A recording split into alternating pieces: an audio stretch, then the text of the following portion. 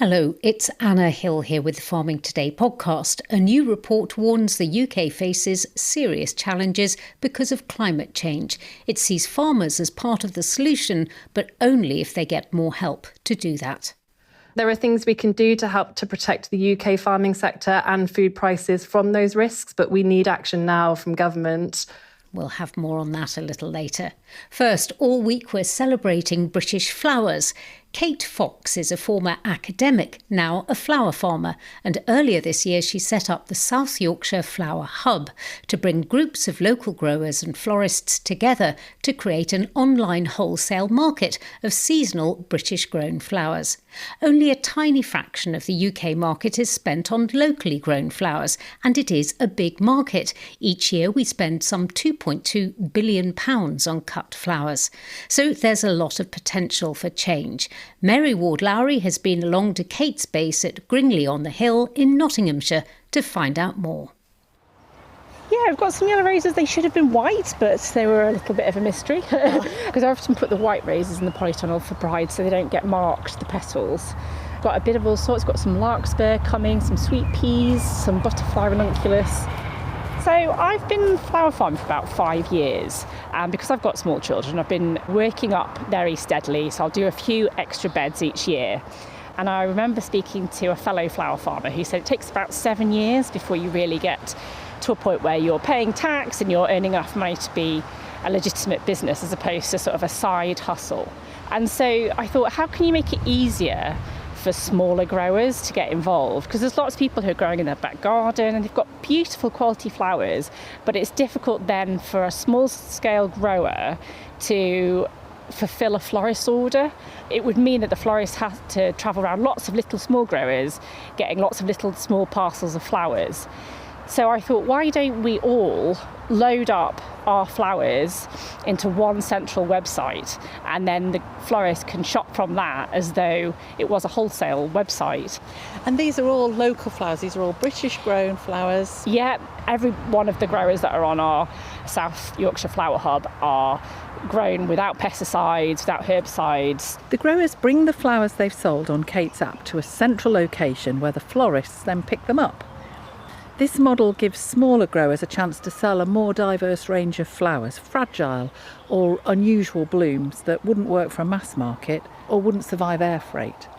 South Yorkshire's a large area, so there are 2 drop-off points for easier access, and Kate hopes to offer delivery in future. It's been going really well. It was really satisfying to get a really big order from a florist that had never done a British wedding before, and we managed to service it and we delivered.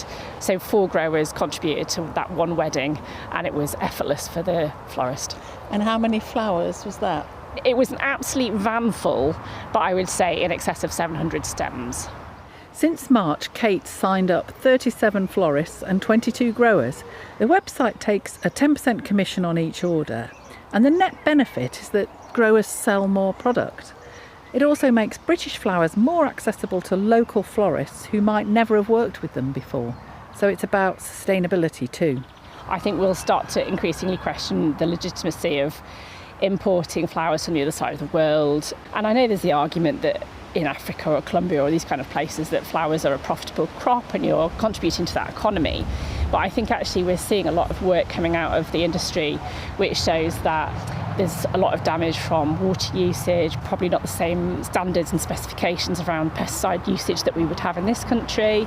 And actually when I first started, I created this horrific leaflet that had on one side my business details and I do weddings, and then on the other side, because I hadn't quite adapted to not being an academic anymore, I'd got some statistics about fungicides and pesticides being found in florist blood and all these things, and my brides used to come up, collect a leaflet, turn it over, go, oh my God, and put it down and didn't want to engage.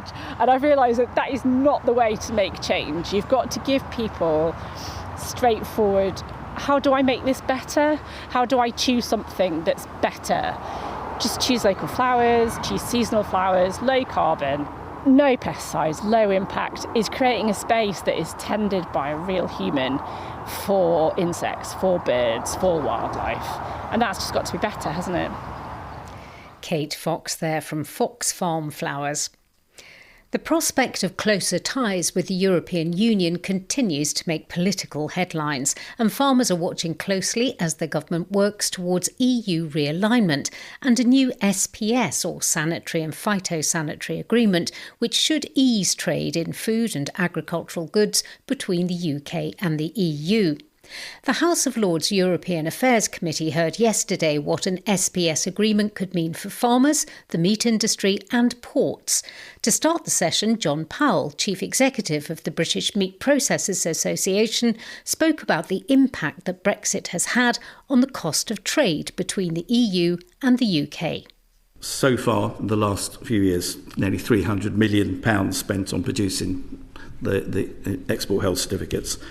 £250 million of additional export-related costs to the meat industry, and around £10 million a year to companies in staffing their companies just to meet these requirements.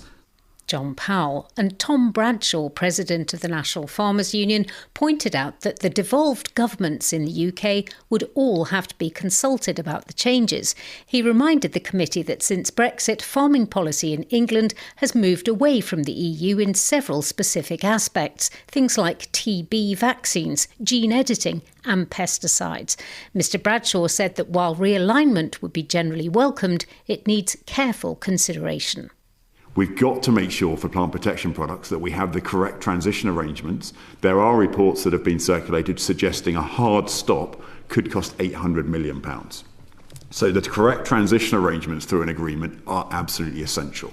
And for something like gene editing, for us to be genuinely world leading, we've got to be able to carry on doing the research and development in that area and move forwards and not be hamstrung, not let the EU put the handbrake on us. So part of this negotiation needs to be to challenge the EU where we've taken advantage of regulatory autonomy. Why isn't their system keeping up with our system in terms of approving new products, in terms of letting gene editing be approved? And why should we put the handbrake on the UK rather than give us the correct transition arrangements until they catch up with where we are today? Tom Bradshaw from the NFU. For the ports, Richard Ballantyne, Chief Executive of British Ports Association, explained that bringing in new infrastructure to comply with Brexit had cost £120 million, and some of the new facilities had not been used at all. He told the Lords Committee that some of that will have to be dismantled. So you go and see these things and they won't look like they've had any use yet whatsoever, very clean, etc. But very niche and designed for a particular purpose. Now there may be some unusual things like the storage of products that may need to be chilled, etc. But given their very bespoke design, we think they're probably going to have to be completely flattened or a substantial modification, which is very costly. Richard Ballantyne there from the British Ports Association speaking to the House of Lords European Affairs Committee. There are some dire warnings this morning from the Climate Change Committee about the consequences of a 2% rise in global temperatures and what the UK needs to do about it. The CCC, which reports to UK governments on adapting to climate change, says that by 2050, 92% of homes are likely to overheat, peak river flows will be up to 45% higher, and water supply shortfalls could exceed 5 billion litres a day. It points out that the cost of doing nothing is far greater than acting now, and it proposes investment of around £11 billion a year, split evenly between public and private funding. Emma Pinchbeck, CEO of the Climate Change Committee, told me what concerns them most. The climate change risk assessment, which is the big driver of this report, goes across the whole economy and it looks at risks to the UK from the weather changing at around 2 degrees of warming. There are 8 really big risk areas in the report, which include things like wildfire, heat, drought, flooding, international food prices going up, or imported diseases and pests. So it's really broad. Of those risks, we're really keen to highlight the big 3, which are risks from extreme heat, risks from flooding, and risks from drought and water scarcity. I presume farming comes into this equation pretty much at the forefront. Absolutely. As always, when you're thinking about climate change, farmers are the providers of solutions.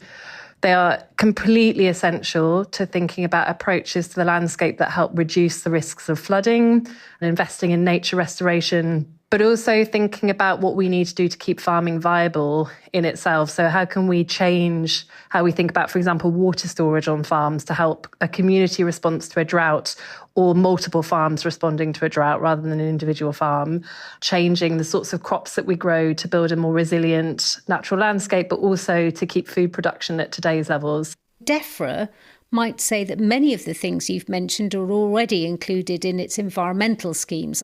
Are you saying that the government needs to give farmers more help to do this? We are absolutely saying that farmers need more help from the government, and that's in a number of ways.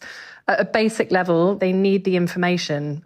So we need to plan to adapt for farming at about 2 degrees of warming. But then if you look at things like subsidies or support for farmers, we don't think that those are properly targeted at the world as it is and will be. They should support nature resilience, but also there's regulation and planning that actively harm farmers being able to have an adaptive response. Farmers, for example, cannot currently share water storage between farms. We are definitely saying that DEFRA needs to do more for the farming community to keep farming viable. What about food security? What risks do we face around that? I think the good news in this report is that it's not just about the very real risks that will face the country, but also what we can do to solve them. In most cases, there are actions that farmers can take to help reduce their exposure to those risks. And that includes things like planting different kinds of crop, more mixed farming, being able to store water, thinking about shading alongside having livestock so that there is less exposure to heat for livestock and therefore a reduction in yield on things like milk. So there are really practical things that farmers will be able to do. Beyond that, there are also risks from things like extreme heat abroad affecting commodities, and we've seen prices for things like olive oil already going up in response to wildfires in Europe, and other imported risks to farming like increased diseases or different kinds of diseases. Again, there are things we can do to help to protect the UK farming sector and food prices from those risks, but we need action now from government and from major food retailers and businesses that look after those international food supply chains. This report was written before the current war in the Middle East. So does that mean the report's out of date even as it's published? No, it's not out of date, though I think what the Middle East does is expose the fragility of some of those global supply chains. And in solving some of the risks coming from climate change, you also build a more resilient farming sector and more resilient food production, full stop, regardless of the risks that are happening internationally. Emma Pinchbeck, CEO of the Climate Change Committee. In a statement, Environment Secretary Emma Reynolds said, "We are acting to protect people and places from the impacts of climate change that are already being felt across the UK. We've already invested a record £2.65 billion to repair and build flood defences and have deployed the largest nature-friendly farming budget in history to support sustainable food production and security." That's all from us today. I'm Anna Hill. The producer was Rebecca Rooney. Farming Today is a BBC Audio Bristol production.